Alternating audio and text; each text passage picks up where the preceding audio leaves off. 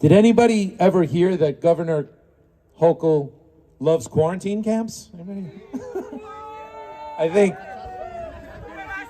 I think this crowd is aware of that. Well, we call it the quarantine camp regulation, but that's not really what it is. It was a regulation that allowed the health department of the state to detain anybody in any manner, in any place, at any time, just for suspecting that you had any disease that was on their extensive list.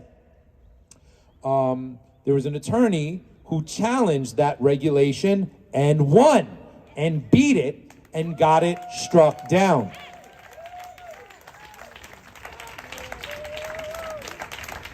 Governor Hochul and her Attorney General Tish James have appealed that victory. So now they're saying, well, I say they're saying, we want our quarantine camps back. We want the right to do what we want to do when we say we want to do it. But thankfully, this attorney is still fighting for us, and I think most of you here know who I'm talking about. I give to you Bobbie Anne Cox.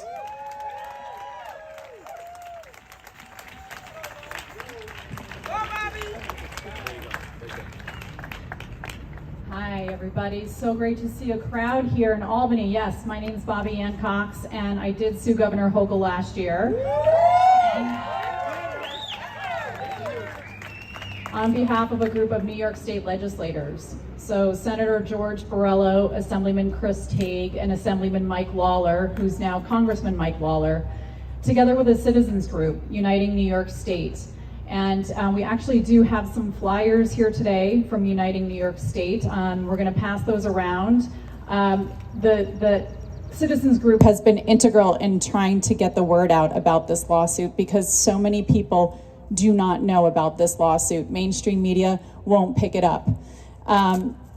So last year, Uniting New York State, together with Senator George Borrello, Assemblyman Tague, Assemblyman Lawler, we brought this lawsuit to strike down this quarantine regulation, which would have given the power, or gave the power, to the Commissioner of Health to pick and choose which New Yorkers they wanted to lock up or lock down. So they could have locked you up in your house, or they could have removed you from your house and put you into a detention center of their choosing. There was no time limit. So they could have put you there for days or weeks or months. There was no age restriction. So they could have done this to you, but they could have also done it to your child or to your elderly parent or grandparent. And they didn't have to prove that you were sick. They didn't have to prove you were even exposed to a communicable disease. They could just issue an order of quarantine and you had to obey. Otherwise, you could have been fined or jailed. Okay, so they put in there language that said they could use local law enforcement to help them enforce their quarantine orders. So you could have gotten a knock on your door and it could have been the police saying, I'm sorry, you have to come with me. We have a decree from the health department. There was no way for you to get out once you were in lockdown.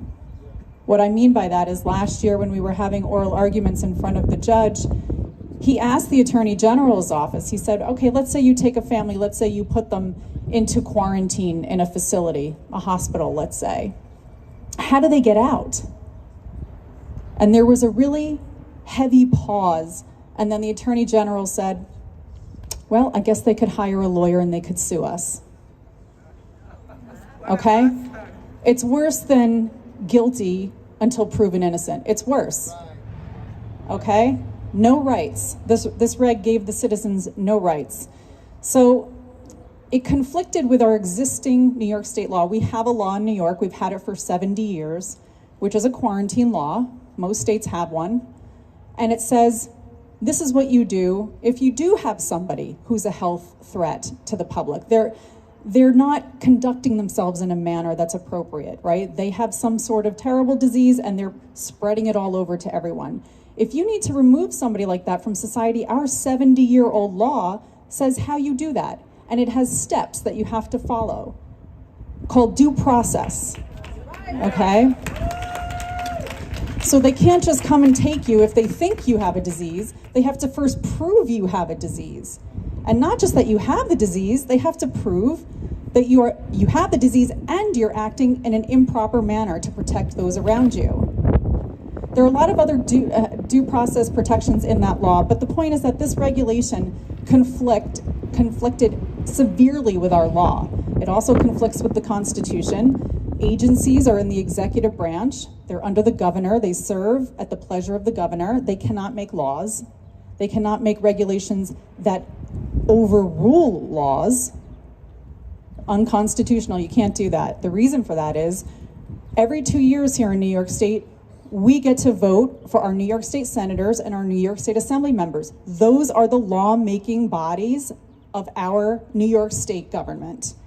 The agencies are under the governor, and they're appointed by the governor. So the Commissioner of Health serves at the pleasure of the governor. All the people that work in the that work for the Commissioner of Health in the department serve at her pleasure. You can't vote them in and out, so they're not allowed to make laws. They're only allowed to make regulations or rules that help implement the laws. But that's not what they did here. They decided they were going to make a regulation that completely overruled a law. It's unconstitutional, and the judge struck it down, and now they're appealing. So, this is the second battle we've got. We've got oral arguments going on in September up in Rochester in the appellate division in the 4th Department. And if that court overturns the decision, and that court says, oh no, they can have this regulation, what's going to happen is the floodgates are going to open. And you're going to see agencies around the state making regulations that conflict with laws, that conflict with the Constitution, and we're going to be in really big trouble. Because then you have no way to stop it.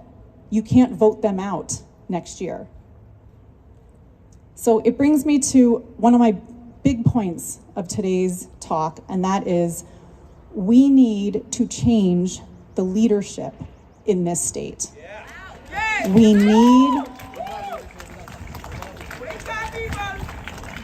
need to do that next year, because next year every single state senator and every single state assembly member is up for election. And all the people in that room upstairs that voted to pass those two horrific anti-freedom, anti-constitution bills this morning need to be voted out next year. And we need to organize, and we need to do it together, because it doesn't work to just go around and say to people, hey, you got to go vote, you got to go vote. The voters need to understand why they need to vote. They need to understand what these legislators are voting for, what they want to do, the rights they want to take away from you. So we have flyers that are being passed out today from Uniting New York State. I hope everybody will sign up. It's free. They do a weekly newsletter.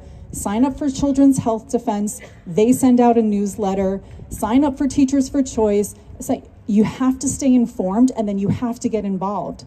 Show up to the rallies. Show up to the protests. Write the emails. Call your legislators.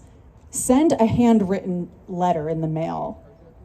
You have to take part, and you have to get 5 or 10 people you know to take part. This is how we're going to win back our state.